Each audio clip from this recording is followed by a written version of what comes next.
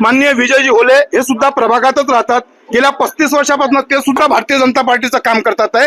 ते सुद्धा निष्ठावंत कार्यकर्ते आहेत. त्यामुळे पार्सल हा शब्द नाहीये. कुठल्या नाही कुठल्या भागावर अन्याय होत असतो. पक्ष नेतृत्व आहे. पक्ष नेतृत्वानं निवड करताना खूप मोठा विषय आहे. 2000 लोकांनी अर्ज टाकलेले आहे. त्यातले 151 निवडायचे आहे. या प्रभागामध्ये 49 लोकांनी अर्ज टाकलेले आहे. त्यातनं 4 निवडायचे आहेत. त्यामुळे असा विषय नाही आहे. ज्या भागावर अन्याय होता हा विषय आहे. या भागाच्या कार्यकर्त्याच्या भावना योग्य आहे. कारण की या अगोदर सुद्धा या भागाला प्रतिनिधित्व मिळालं होतं म्हणून या भावना आहेत.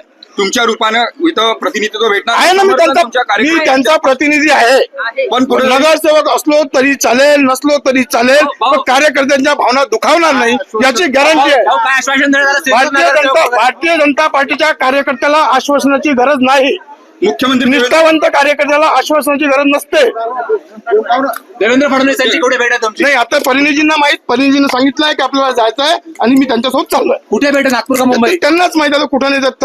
पण नक्कीच आहे का भेट होईल मुख्यमंत्र्यांची आणि त्यातनं सर्व चांगलं होईल. काहीच चूक होणार नाही. स्वीकृत नगरसेवक वगैरे काय आश्वासन? काही आश्वासन नाही. असं काही आश्वासन नाही. आणि आश्वासनावर जगणारा भारतीय जनता पार्टीचा कार्यकर्ता नाही.